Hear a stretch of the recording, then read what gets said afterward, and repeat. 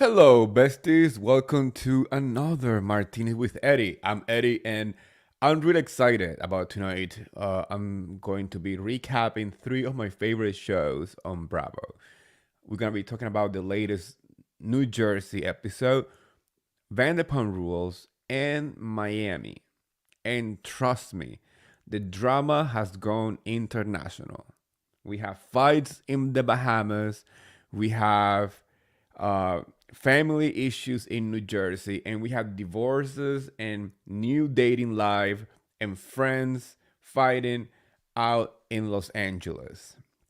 So let's start with New Jersey because we picked up where it was left last time at that mozzarella party, right? And the argument between Teresa and Melissa feels like 10 seasons ago. Like we are kind of bored with it already. Like we need new material, especially from Melissa and Joe Gorga. I know I love Teresa, so I'm gonna be a little biased, but this platform is for everybody. So there are a lot of people here joining right now on the chat. There are, Melissa and Joe Gorga and Margaret's fans, and I open my chat for everybody. So you can leave your messages, and I will share them with the world. So don't worry, this is not like just like my opinion. You can share your opinion. But talking about Melissa and Teresa's fighting, I do know for a fact that there has been moments where, you know, Teresa has done and said, stuff to her family.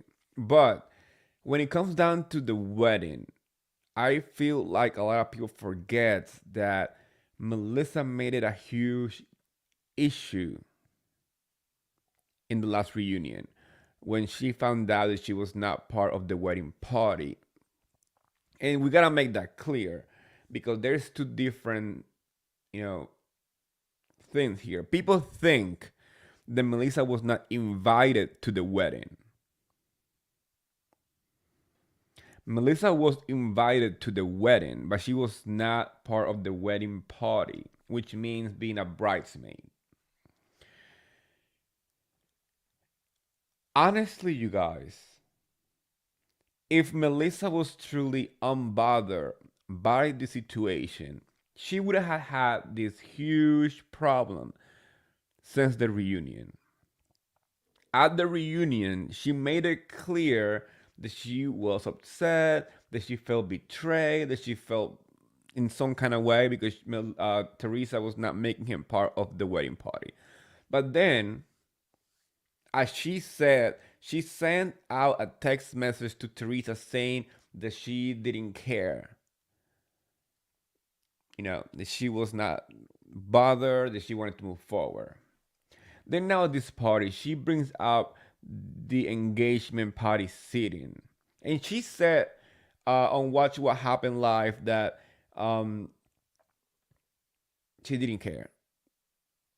And it was lies. And she had proof. But we had seen online, received the show that Melissa was supposed to be on the same table as Teresa and Joe Gorga and Louis. They were supposed to be on one table. On the other table were more like kids and friends and whatnot.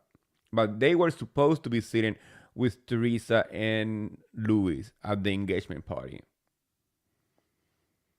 I'm not sure if Melissa asked to be moved.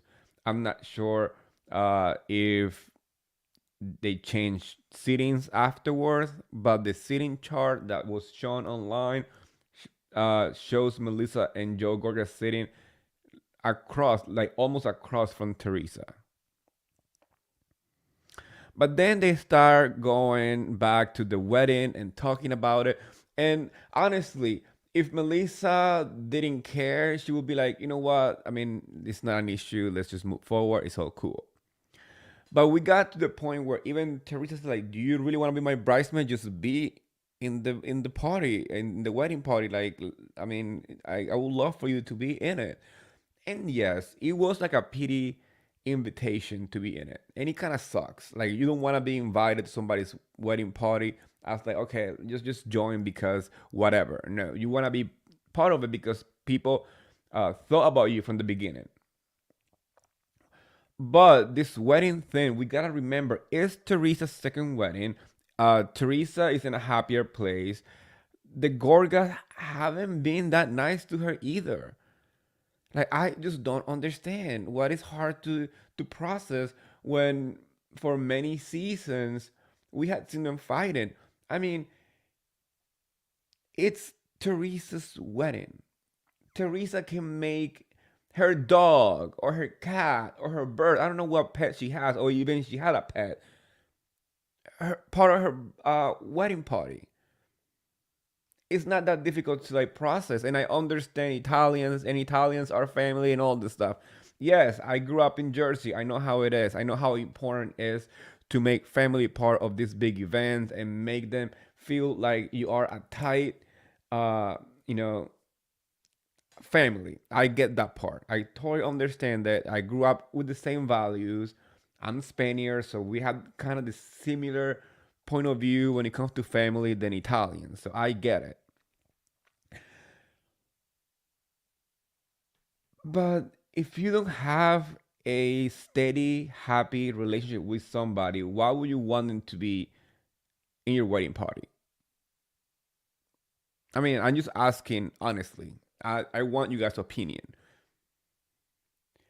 Just because somebody is married to your sibling, just because somebody is your own sibling,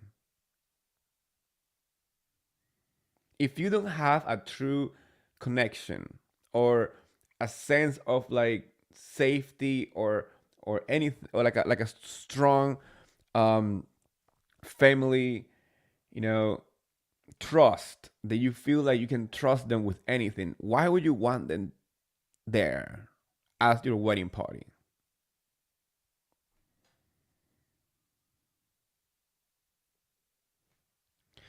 Aaron says, I'm gonna share it because this is a topic that we're gonna be talking about too. It was one thing not to invite Melissa's family, but Teresa should have told them ahead.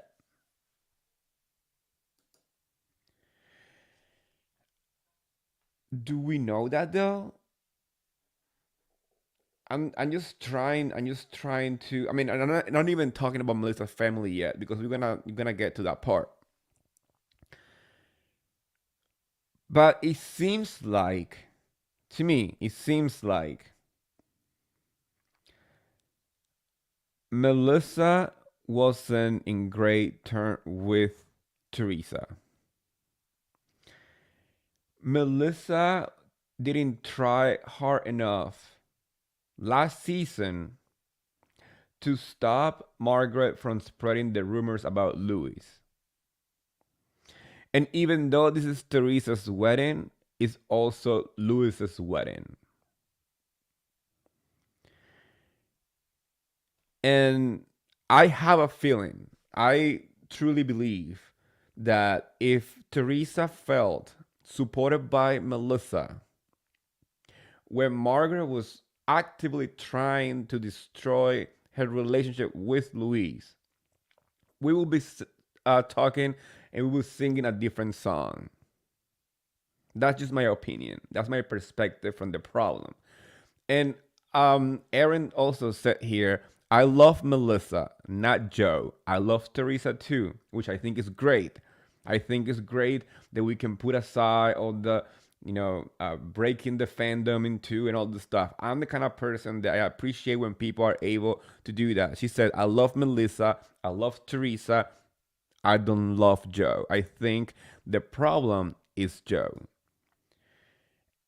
And after the last episode, I do believe that he is a big part of the problem. I mean, his reaction at that dinner with the boys says a lot about Joe Gorga's behavior. That little Papa Smurf has the ego of a giant, and it's quite embarrassing to watch when he just has a big childish tantrum, and everybody else around him was like, we are trying to have a grown-up conversation while this guy's almost flipping a table.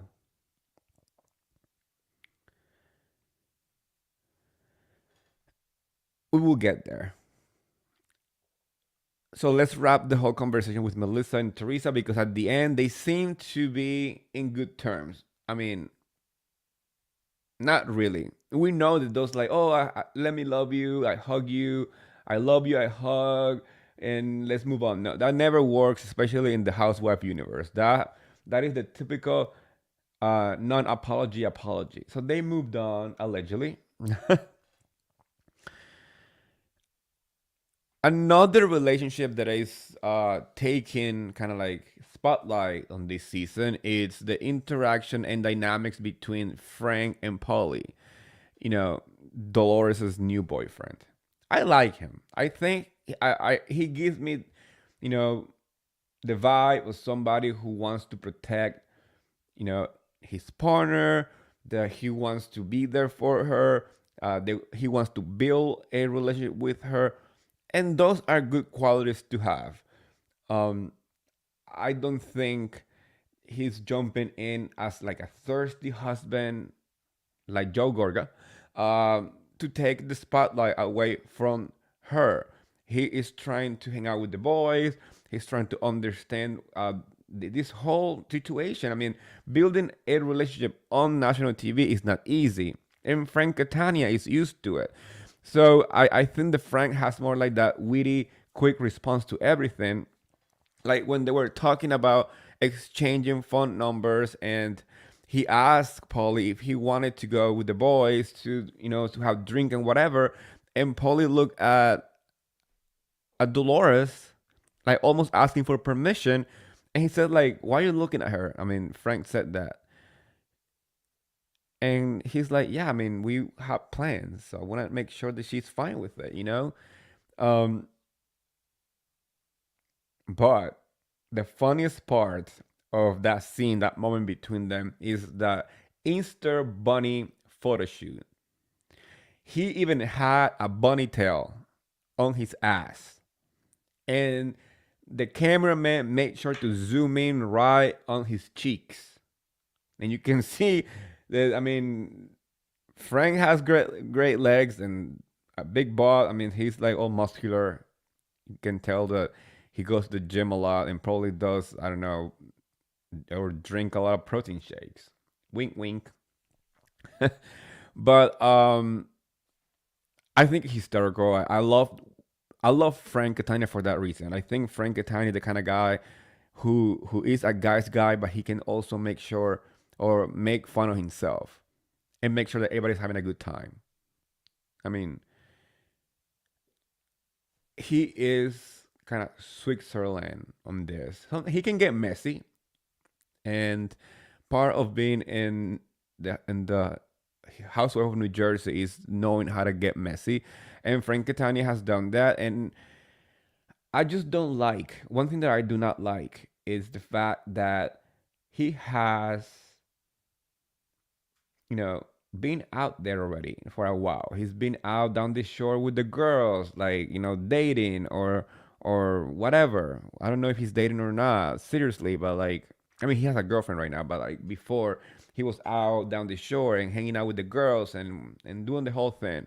But every time the Dolores tries to move on from his relationship or their dynamic, he complains. So it's like he is allowed to live his life, but she's not. Like he has to make sure that she's at home. He walked into the house and almost not knocking, and I feel like it might be uncomfortable for Polly, who is trying to build a, you know, a real relationship with her, to have the ex right there, and also it plays out that he's part of the cast. At this point, Frank Catania is his own cast member because he's not married to Dolores. He's not even dating Dolores at this point. I mean, he hasn't been dating her for a while, but because she was single or whatever, it kind of makes sense. But where is this going now? What is his position on this show? You know, if he's not married to Dolores, he's not a house husband. He's not even a house boyfriend. or house fiance. He's just like the third wheel now, because the one who's actually dating Dolores is Polly. Does that make any sense to you guys? I want to know, because I'm trying to understand this dynamic for the show purposes. And I love Frank. I think he's funny. I think um is it it's just like he is so muscular, and you will think that he's like I don't know, too serious for everything, but he is great at making fun of himself. He's great at throwing jokes. He's great at being messy. So I appreciate Frank Catania on this show. But as now Polly is part of the picture, I wonder if he feels like his time is coming to an end on this whole storyline. I don't know. I think he will be the perfect friend of a house husband. He will be like Joe Gorga's friend of, because at this point Joe Gorga is his own housewife. He's more involved in the drama than Melissa Gorga, if you think about it. Because the whole entire time that Melissa has been in the show has had issue with Joe Gorga's sister. So technically the one carrying the meatball or whatever we hold in New Jersey is Joe Gorga. They should hold like a chicken parm. I think a chicken parm should be like what we hold in New Jersey, because the chicken parms in Jersey are the best. You go to those little Italian shops in the corner, like the mom and pop sandwich stores, the pizza place. You have to get the chicken parm. There's nothing like it. So I should make that a poll. You guys, this is the perfect thing. Listen to me. In New Jersey, the ladies don't hold anything on the intro, right? In New York, they hold an apple. In Orange County, they hold an orange. In Atlanta, they hold a peach. Potomac, a flute. Salt Lake City, a snowflake. Beverly Hills, a diamond.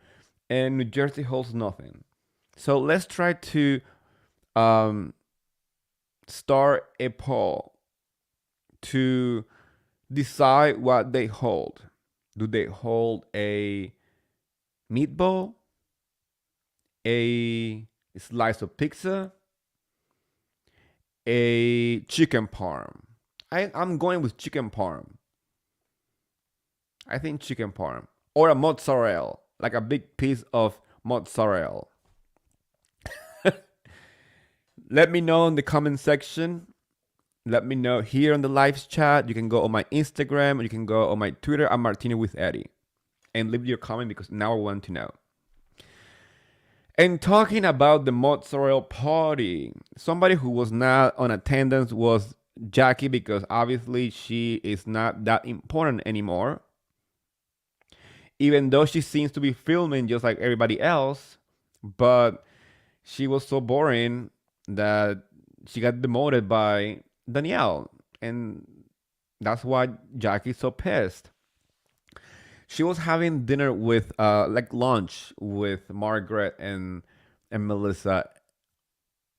Obviously they had to be messy, and they brought that up, the fact that Danielle said that she was not inviting Jackie because she looked at her up and down, to which Jackie said, yeah, I did. Like, that outfit looked like she grabbed it from the hamper. And I'm thinking to myself, like, since when Jacqueline is the fashion police? I don't even remember an iconic moment of Jackie, I'm sorry, Jackie, on the show, an outfit, a dress at the reunion that you cannot remember. No, her fashion is just like her, completely forgettable. Like, I don't remember Jackie. Like, why she's even there at this point? Doesn't make any freaking sense. I do feel like the feud between Danielle and Jackie is gonna get intense. And that is why Danielle won the battle of getting cast as a full time and be a chicken farm holder. Yeah, I'm trying to make that happen. I'm trying to make the chicken farm happen. Um, the other newbie, uh, Raquel Fuda or Rachel Fuda, um, she is given to. She might not be on the same side as my favorite. I know that Fuda is more on Margaret and Melissa's side, and that's gonna play out, later on the season. But one thing that I appreciate of a newbie is when they know that they need to open up to the viewers about their issues at home and their personal stories so we can connect with them. So when she was sharing about her miscarriage and IVF journey, I appreciate that because I'm 100% sure that there are people out there, women's out there, who has gone through this process and they feel like can connect with that. And that it's always been the strong, part of the Housewife franchise. Yes, we watch the Housewife for the wealth and their expensive trips and their fashion, and then we also watch them to fall apart by legal cases or going to jail, you know failing to pay taxes. I mean, we watch this whole thing for that type of mess because we love wealthy women, and we also love when they struggle and just hit the floor and just face palm. I mean, just you know what I'm saying. But when they do have something that a person out there, a woman out there can connect with, it's great when they highlight that part. And it doesn't feel thirsty because, I mean, a newbie is trying to find her space in within a cast that has been going for a very long time.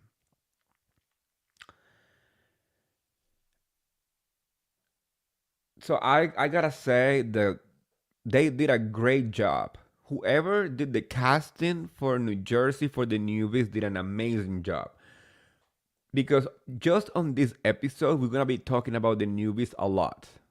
This latest episode showcase two different struggles coming from these two different newbies that we can relate to. Let's talk about the IVF journey and the miscarriage. We saw that scene when they were having a photo shoot for her daughter, and she started to cry, and she shared her story. I was moved. I honestly was like, awesome job, because I mean, it must be hard to open up about something that is so delicate and so personal, especially on a first time around in reality TV. It's become easier to open up to the world when you have done this for many seasons. But when you walk into this type of setting, you know, a camera in your face, asking you such a personal question, and you're able to put together your own story in a way that you can relate to it. I think she did a great job. And like I posted on my Twitter, I appreciate her for that reason.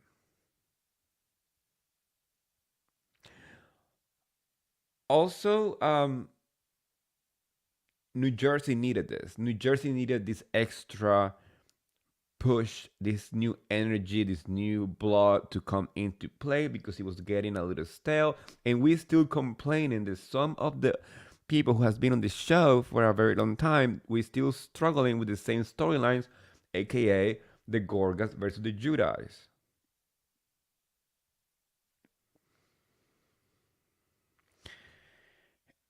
As somebody who has been watching this since season one,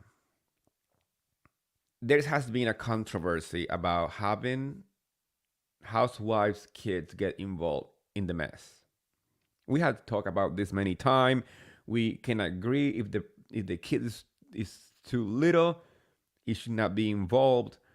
But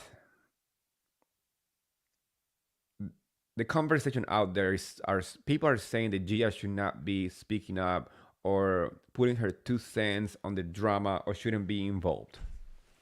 But this is my thing. I've been watching this show and I saw Gia, grow into an adult on this show. Gia has to deal with her parents going to jail on the show. So for people to say that she has no business talking about her life, that it has been played out on the show, it seems it's wrong.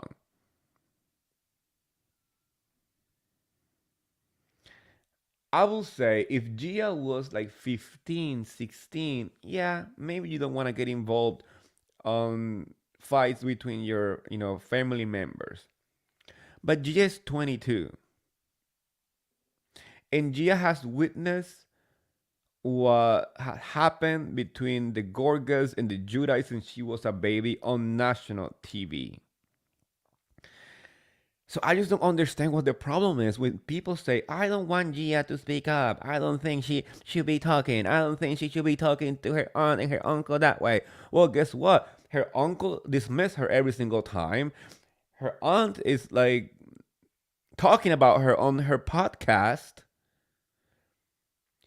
So respect is earned. Stop thinking that because somebody is your family member, you automatically have to show them respect. Because you better believe that if one of my uncles or my aunt or a cousin, even my own mother, is disrespectful towards me, I will make sure that they know. It's the truth. So for people to say that Gia has no business on it, I think I need to go back and start watching the show since season one and come back to me if you watch the whole entire thing and see why not. When Teresa went to jail,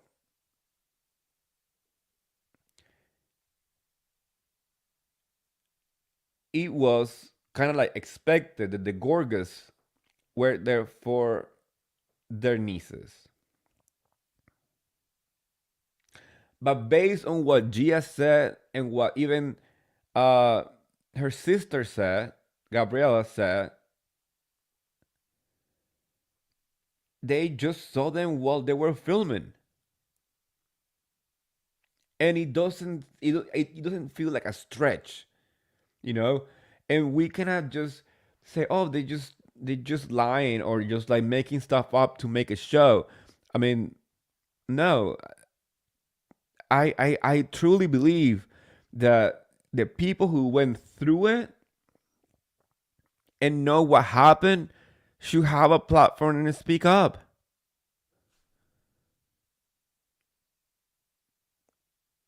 We had the Manzo kids talking about stuff on the show when they were even younger than Gia right now. Was Laura Manzo was on a reunion asking Teresa how to spell Nepal. And nobody seems to have an issue with that. So why somebody who grew up on the show, aka Gia, is not allowed to have an opinion? The whole topic and premises of the show in New Jersey is about family dynamics. And sadly, the kids are also part of that conversation.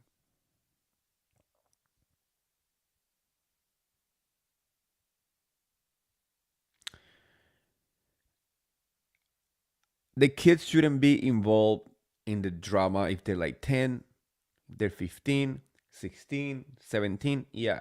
But when you hit 18, 19, 20, and you are in a college student and you vote, you have a voice you can use, you can actually vote for a president in the United States. Please tell me that you know that at that point you are allowed to speak your mind in your household. Doesn't mean you have to be an asshole about it, but you can speak your truth.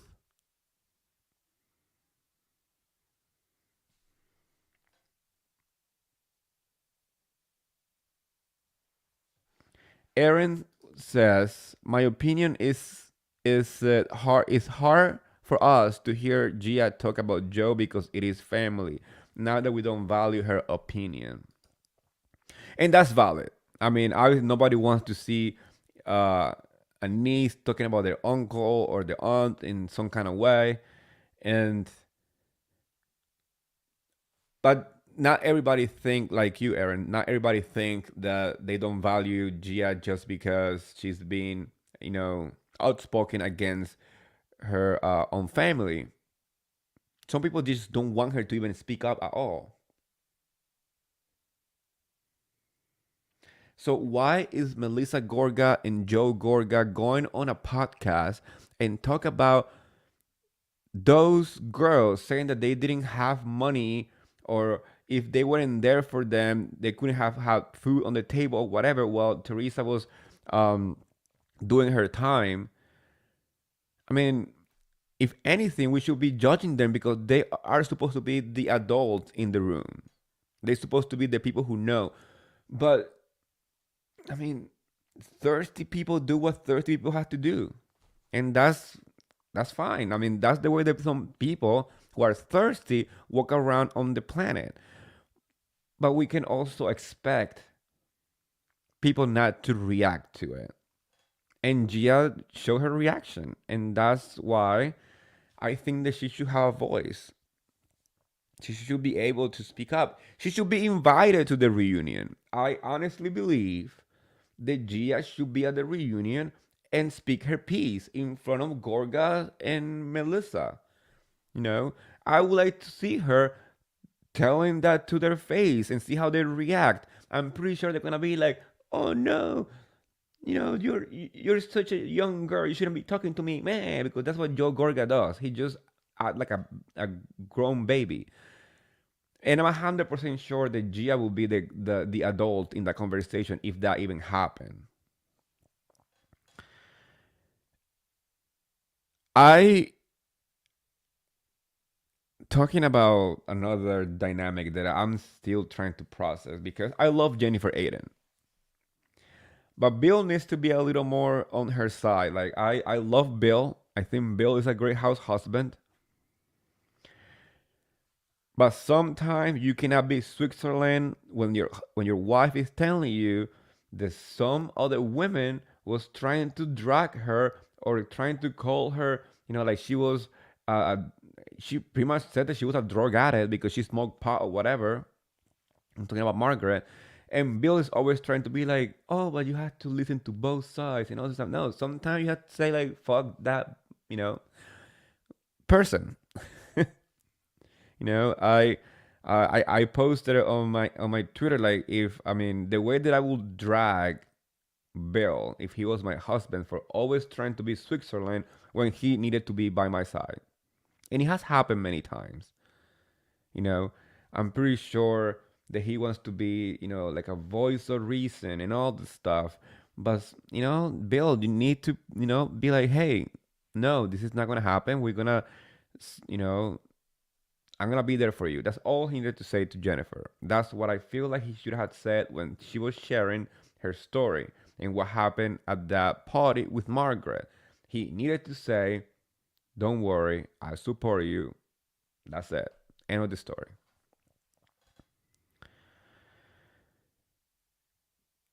As we get to know the newbies, we started to realize that there's a lot of similarities with other housewives. For example, Danielle has shared with all of us at this point that her brother is in, they don't speak.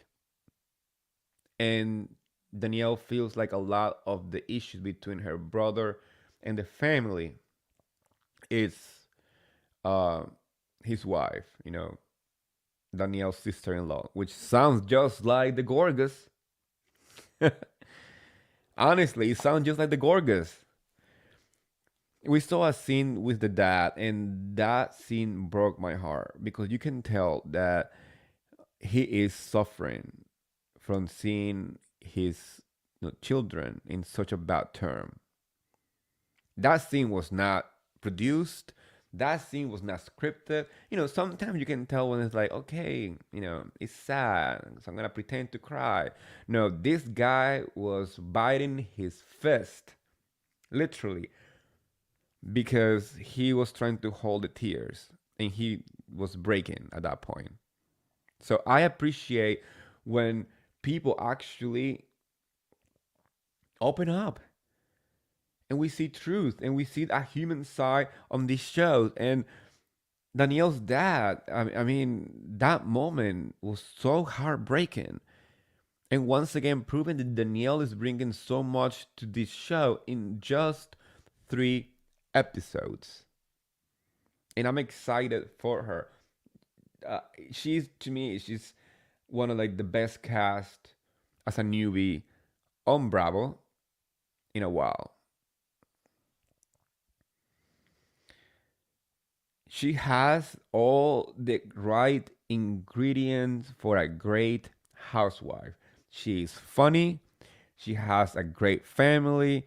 She has the family drama that we all look forward to.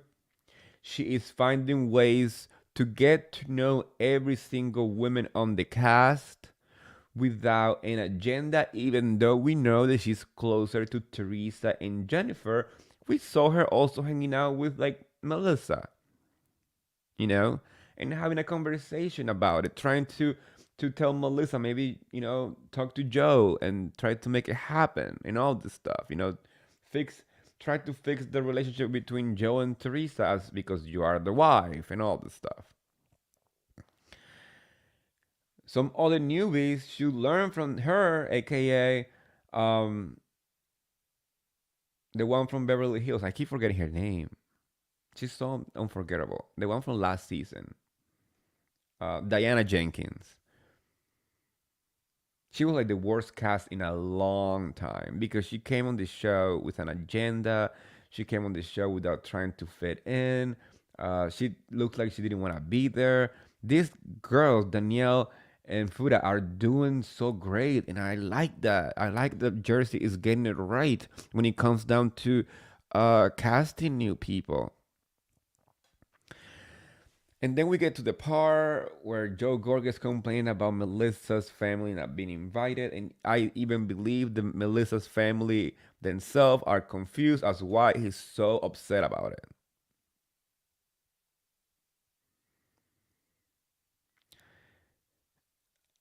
I don't know, guys.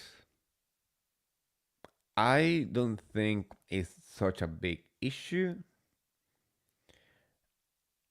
but that's just my opinion. I don't think just because Melissa is married to Joe, automatically her family is invited to a wedding. And people are saying, yeah, but Melissa's inviting Ramona and Chanel Yan and Alexia from Miami. And I'm like, are we really saying this as if Teresa herself decided to invite just a couple of housewives? No. We know that Teresa's wedding is also a TV special after the show airs, after this season airs, the current season of New Jersey. We're gonna have a wedding special. And I'm pretty sure the production said, Teresa, you need to invite a few of the housewives of different franchises to come together. And she probably picked the one that she felt closer with as being a housewife. It's like at work, for example, and this is just maybe just me, but when I got married, I invited a few people that I work with from different jobs that I have in my life.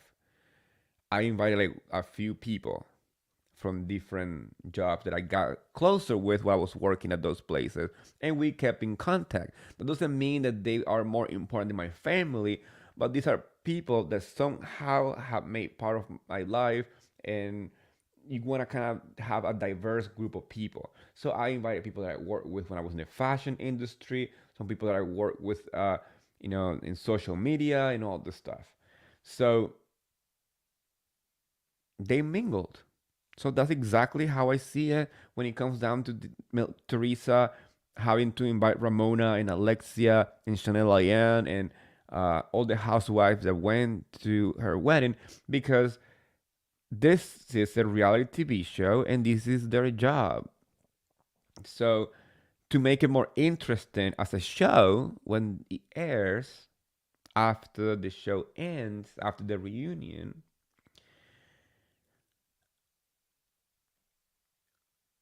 I'm sure the production was the one that pushed for Teresa to invite a few of her closer friends in the franchises.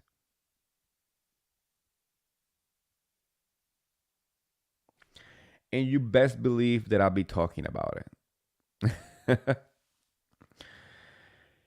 Another big issue that we saw was Joe Gorga versus Luis, and based on that scene, I'm not basing it about anything else. I'm not basing it or like about gossip or rumors or anything, but based on just that scene, Papa Smurf Gorga lost his cool, and he just went full on children tantrum, and it was so embarrassing to watch. Because no matter what point he was trying to make, he was making no sense. And even Luis, who was sitting right there, was calm and collected. He was talking. He didn't call Joe Gorga a name once. While Joe Gorga was calling him all this stuff. Um,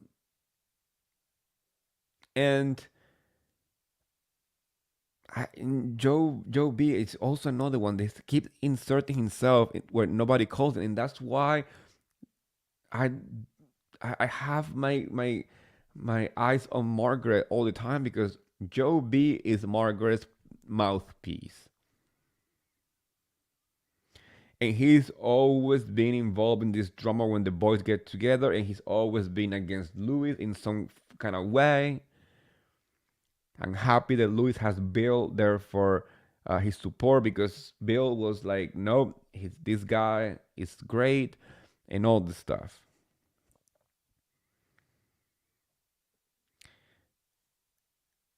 Joe Gorga literally called a pussy. He called Louise a pussy. But Joe Gorga was on a podcast talking about his sister, talking about his nieces. He's always been acting now and having this road rage, like slamming stuff and wanting to punch people. And I like, dude, like sit down, be a grown up, and have a decent conversation. And honestly,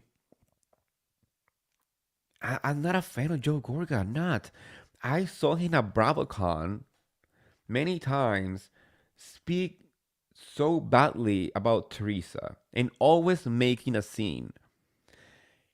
He was on a panel and somebody asked a question, and he was literally stomping on the stage and screaming and acting a fool every time that he was asked a question. And when Melissa was around and all this stuff, all he talked about was really bad about Teresa. And Teresa didn't say one thing about the Gorgas. And when they even tried to have her talk about him, she didn't say a one thing. And it's funny how now the Gorgas are on a tour of like, oh, the door is closed for any type of reconciliation with Teresa. We have moved on.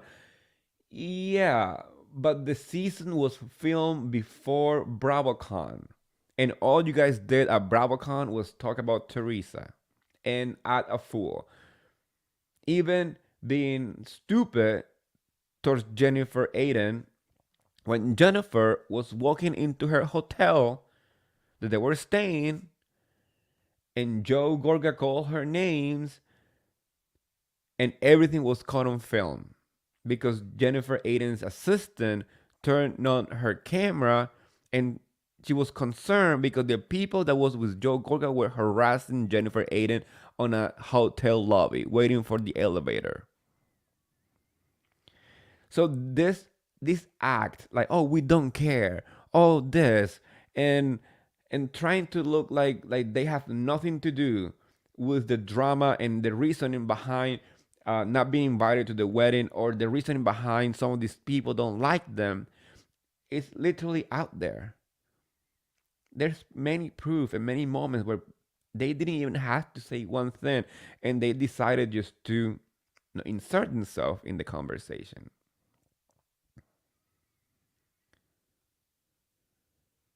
It's like there was a question in one of the panels, I think to Melissa and Joe, if Teresa's marriage is gonna last longer than Joe Gorga's, I don't know what's it called, comedy career, whatever he does. I mean, he thinks he's a comedian or something.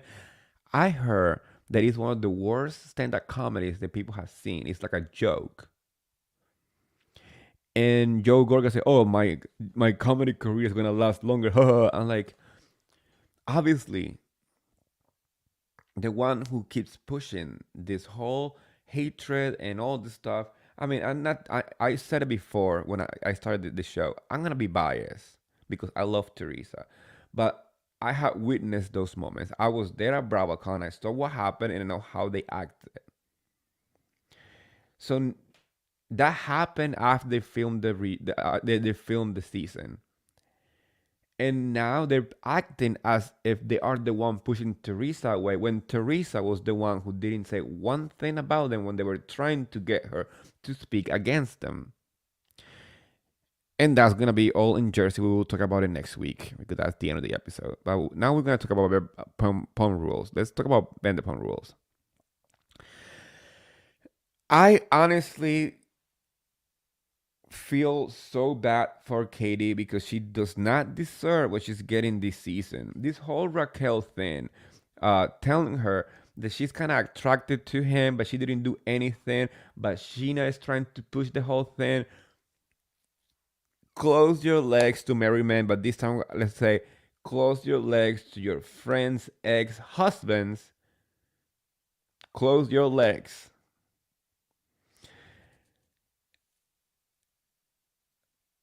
you just you just don't start dating somebody who just went through a divorce, or somebody who you were supposed to be close with.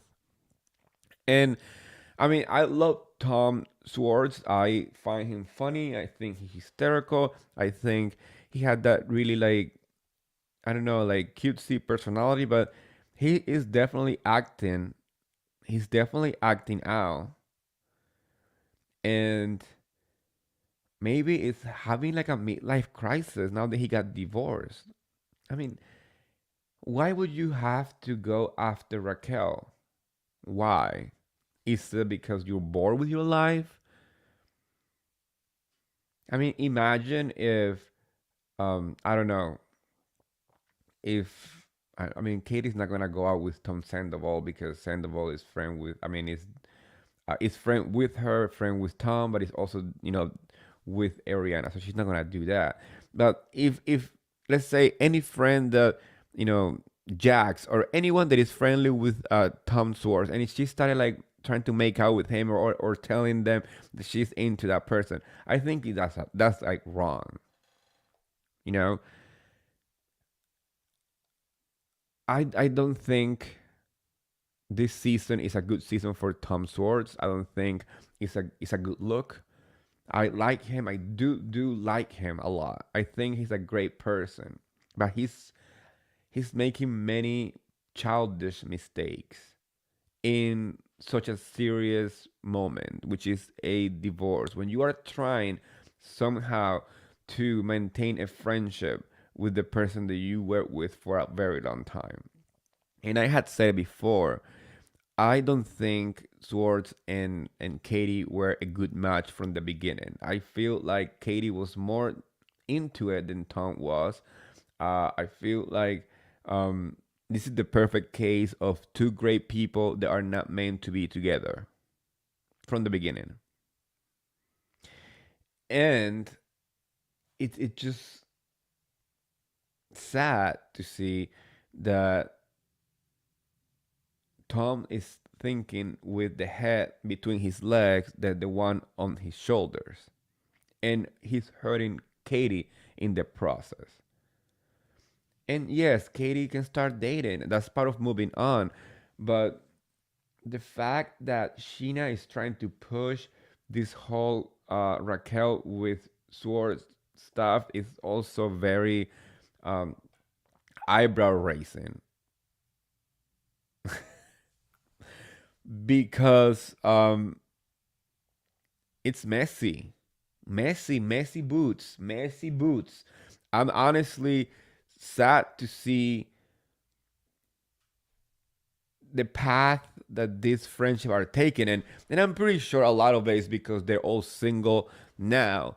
Tom is Swartz is single, Katie's single, Raquel is single, Lala is single. So there's so many single people on the show that before, like for the past many seasons, there weren't that many.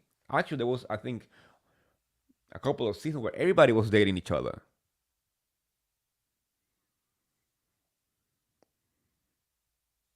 You know, the one that I'm still surprised that is coming out as somehow the voice of reason is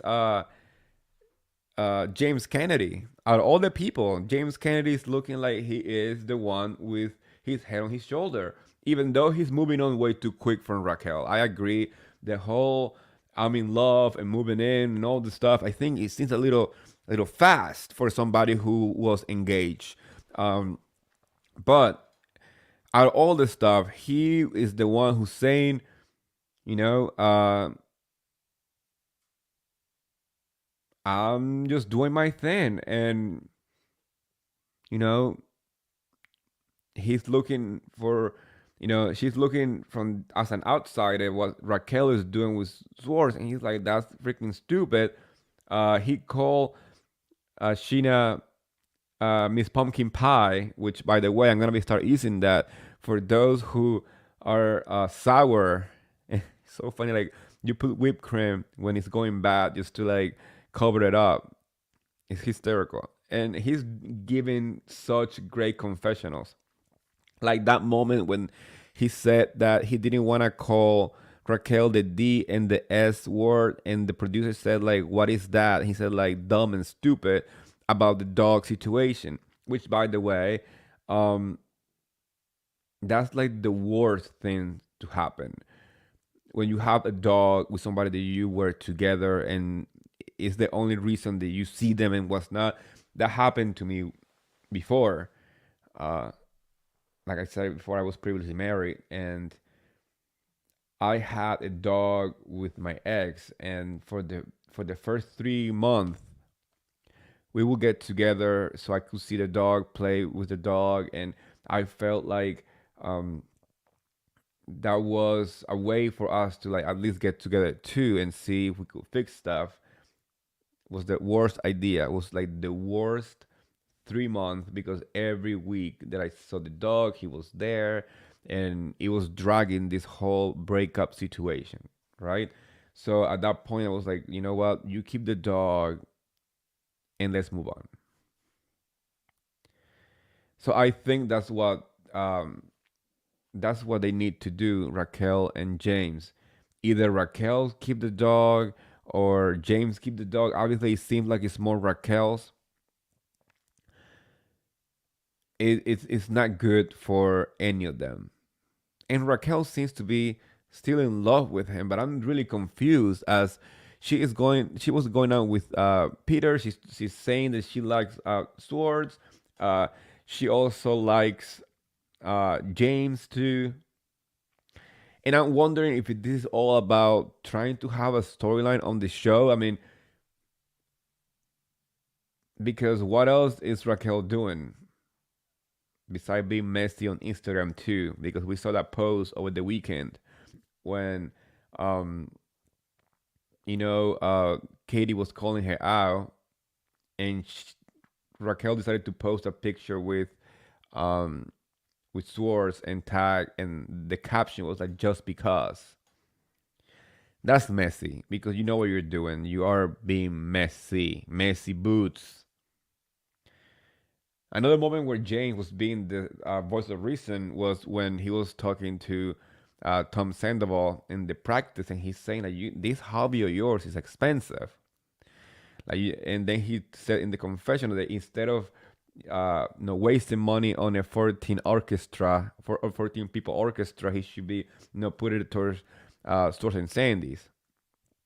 But obviously, I do think Tom Sandoval see this whole band as another career, maybe something that he always wanted to do. We've seen him being a musical person since the moment that he was on the show. It's not like something new. I don't know if you guys remember when he was in a big issue with like Kristen back in season 1, I think. Yeah, before Ariana joined like season 1, he was in a concert and he was singing or playing or whatever, and he dedicated that stuff to Kristen. So he liked his music, and I appreciate that he still followed his dream, even though he is a restaurateur. He's a restaurant owner, and that's the business that he's been in as like his source of income, like the hospitality business. He still have the time to pursue what he loves, which is music. But James hit it on the nail. Like, dude, you're spending way too much money. Like, dude, why don't you just put it on the business? I love Ariana. She's such a cheerleader for Sandoval's mess. Like he was getting ready for for his trying clothing for his performance. She's just there like, yeah, I like that. I don't like that. And that's why I like their dynamic. It feels like they have a connection that it goes beyond just of like a couple. They are each other's best friends, and that's why it works. You know, that's like the best like blessing to have in a relationship when you're just not only dating somebody because you love them or you are in love with them, but you also feel so comfortable and you are like best friends of each other. And talking about dating, that day between that double date that Lala and Katie had with these two guys, a hot mess. A hot mess. I don't even know what they were talking about. The Lion King. Like, no, I'm just happy that they just like said like let's just cut this shit. Let's just get out of here. And the episode ended with basically Katie facing Sheena and Raquel about the whole mess, the podcast. Which, by the way, you guys, I mean, having a podcast and inviting your friends to talk about the divorce and stuff, it's kind of shitty. Like, don't do it. I like Sheena. I love her. I mean, that's the thing. I like everybody on that show. Everybody. They all are great. It's a great cast. It's a great ensemble. But do not invite your friend to talk about their divorce in such a public space when they still trying to figure things out. It's not like they moved on already. They still trying to figure out where they stand. And obviously, Katie said to Sheena, like, you are ruining what we are working. We're trying to work out. And it's true. I mean, I don't think Sheena is trying to hurt them, but what she's doing is definitely putting a lot of stress on them, on Katie. This whole pushing, um, the whole thing pushing Raquel to Swords. It's messy, messy boots. Jane was on Watch What Happened Live with Iggy Azalea, and to be honest, that's one of the best watch what happened live in a while, because I was not expecting it at all, because that pairing was so random. That pairing of James uh, Kennedy and Iggy Azalea, I was like, what the hell are they gonna even talk about? But it was hysterical. I will say go watch it. I'm not gonna get into detail what they talk about it on the show, but they talk about the show. I mean, there was a lot of OnlyFan talks because Iggy has an OnlyFan, and she was teaching Andy how to talk to uh, the people that slide on her DMs on the OnlyFans, which was hysterical. One of the funniest part is when they were playing a makeup game, and James ended up with a full face because he didn't want to answer any question, and the questions were messy too. What is also messy is Adriana in Miami. They still the show started in the Bahamas still, right? They were still the Bahamas, and it started with a awful comment from Adriana about Frankie, where she compared her quote unquote accident of her foot to Frankie's accident that almost killed him, you know? And that was low, like very low. I love Adriana. Like I said, that's another show where I love every single one of the ladies on that show. I don't want them to be recast. I don't want anybody to leave. I know some people don't like Marisol because she's too messy or too drunk. Some people are complaining about Alexia, but let's be honest, every single one of those ladies on that cast bring it every week. And we want that. We want people who clock in and are ready to get their paycheck. On this episode though, it went too far, because it's that place where it's hard to come back from it. It's hard to take that back. And even though I know Adriana was extremely apologetic and she was really hurting for what she said it, and she doubled down many times. She kept saying, it was an accident. It was an accident. My foot was an accident. I almost broke my foot. My foot was almost shattered in 1,000 pieces.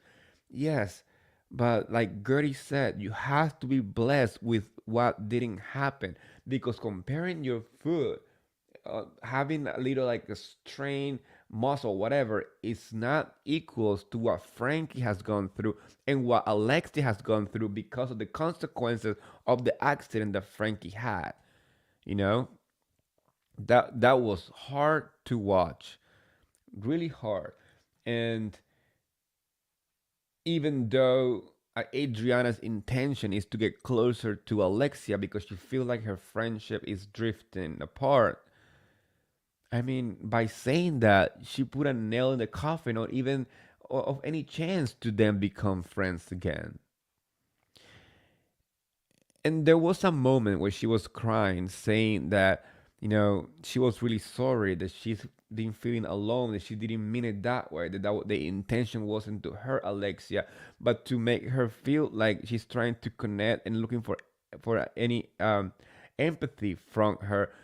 And like she said, as an immigrant coming here alone, and trying to find herself in this society, and then getting married, and then, getting divorced, and the kids going away to college, and, you know, now her friendship with the O.Gs, Alexia and Marisol, is not the same.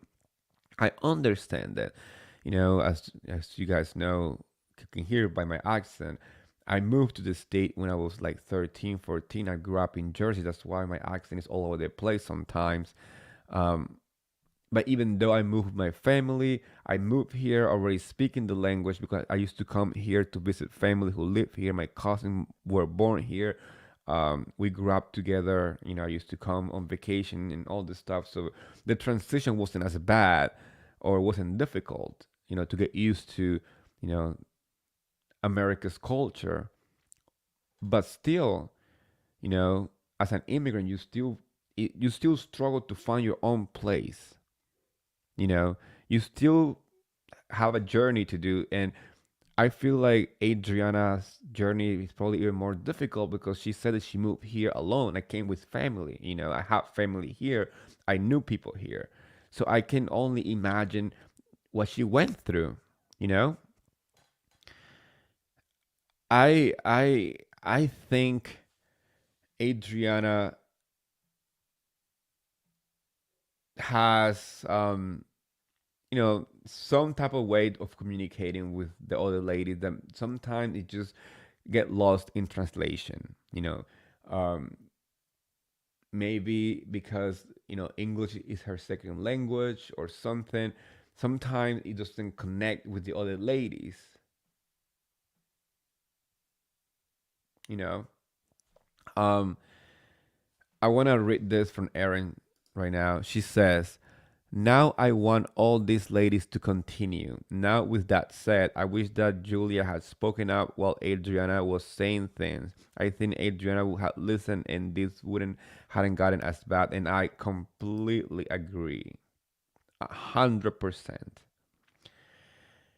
Because Adriana does listen to Julia pretty much on everything.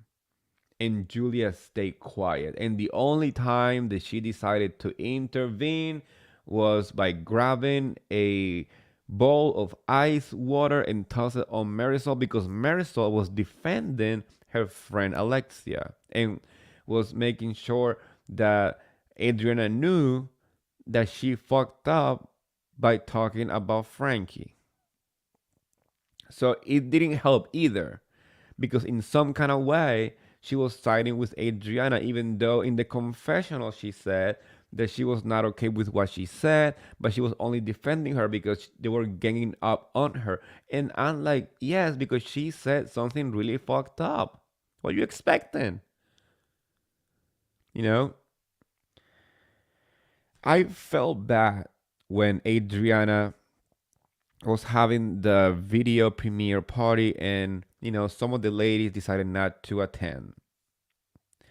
But I mean, how can you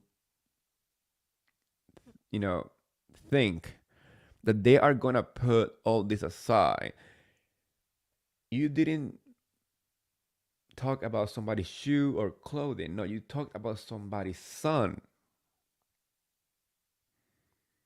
that went through a horrible accident and is dealing with the consequences of that accident on a daily basis. So I was not surprised. And people are going to say that Marisol and Alexia were being petty for not going. Kiki didn't go either. And Kiki is very fair too.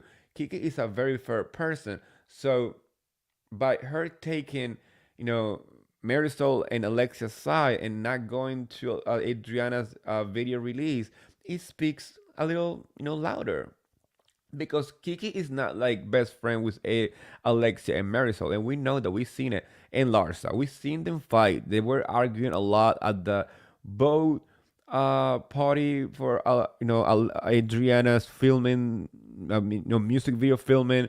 They were arguing and they were going at it. So the fact that she took Larsa, Alexia's, Marisol's side, not going, that says that what it was said was wrong. I do feel bad for Adriana because, she wants to share her moment with, the people that she's been with. And Alexia and Marisol are the one with the longest, history with her. They know each other the longest. So I can see why she's hurting, but the words that were said were wrong. We need to make sure that we understand that part. Erin says Alexia hasn't been my favorite this season, but I wouldn't have gone to that party either, and I agree. I love Alexia. I always say I'm Alexia's bra. um, yes, she's definitely not doing so great this season as she had said a lot of stuff that I'm kind of like, maybe that should have been said.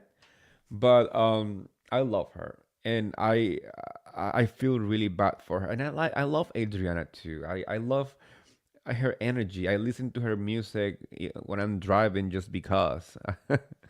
I like to to put like what's it called, feel the rush and just drive on the highway. But I mean, that's the thing. Like, there, this cast in particular, Miami, every single one of them are great. I just hope that it doesn't get to the point where the drama is so intense that they start hating each other, like it's happening in Salt Lake City, and that's why Salt Lake City sucks. Because it's hard to film a show when every single one of those ladies at a table doesn't want to talk to each other or doesn't want to be there. It's not fun for anyone. It's not fun for them. It's not fun for production. It's not fun for us, like viewers.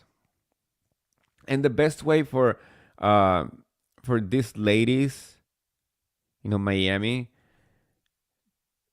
to show that they are a great cast, the best thing that they have done is knowing when to put the drama aside and be by Lisa's side, because she's going through something really fucking serious. And at the end of this episode, we see Lenny's mom taking Lenny's side and pretty much blaming Lisa for the downfall of her marriage. And honestly, you guys, I know the Lisa like to be out and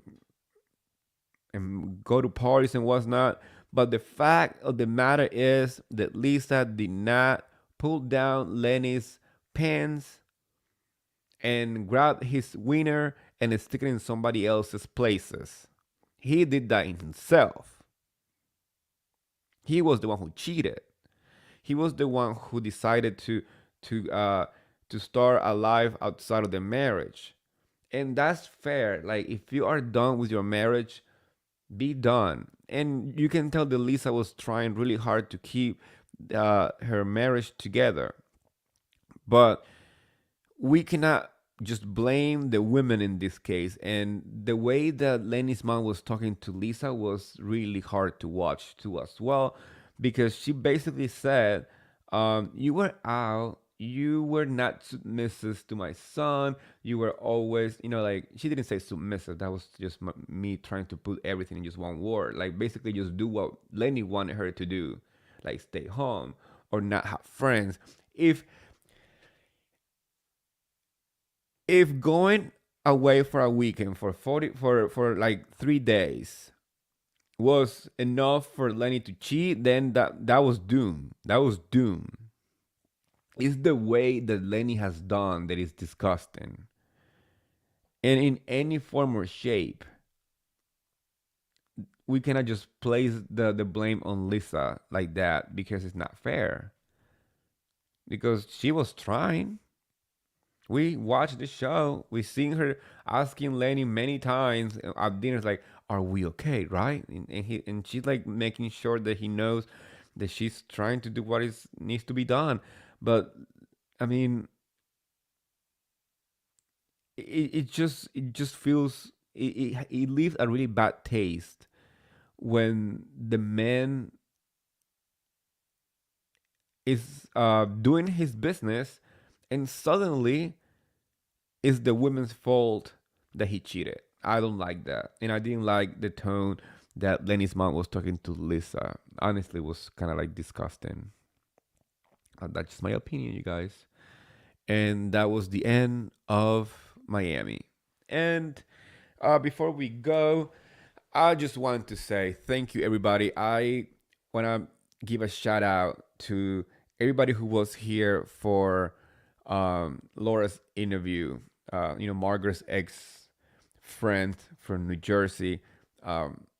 That episode, you guys, is the highest rating and the highest listen episode of my podcast.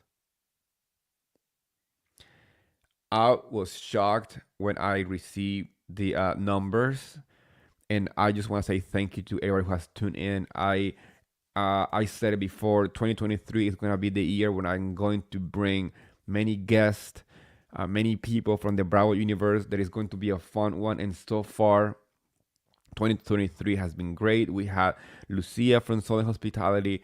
We had Um, we have Bali from Family Karma. We have John Barlow from Salt Lake City. We have Laura from Margaret's ex friend, and I'm working really hard to bring you more Housewife and Bravo celebrities on the pod. But this is all happening because you guys have made it happen. You guys have listened to this pod, my little place of sharing my thoughts of Bravo is becoming a place where not only I share my opinion, but I can get you guys people to bring the tea directly from the shows, and obviously have you guys sharing your opinion with me on this live chat right here. So I truly appreciate every single one of you. Thank you so much. And with that said, if you love this podcast, please go and rate the pod. Leave the 5 stars if you like it. That's how our podcast survive. That's how we podcaster know that you guys are enjoying our opinions and topics. Obviously, please go subscribe to my YouTube channel, my podcast as Martini with Eddie. We go live 3 times a week. uh, we have 2 episodes with recaps of shows and also a guest. If you like extra tea, you can find me also on Twitter. You can find me on Facebook, and you can find me on Instagram as MarTeanis with Eddie, or on my own website, martinizwitheddie.com. More to come. I'm working on merch. I'm working on more interviews. You guys have no idea who I'm talking to behind the scenes. But I'm excited to be bringing all these guests here, where you can also can interact with them, because this is the best part of it all. I'm I'm the kind of podcaster who enjoy the live feeling of a show.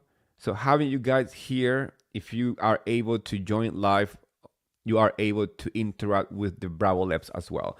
So thank you so much, you guys. And like I always say, you guys, it's coming. It's coming. Let's do it together. Bye, besties.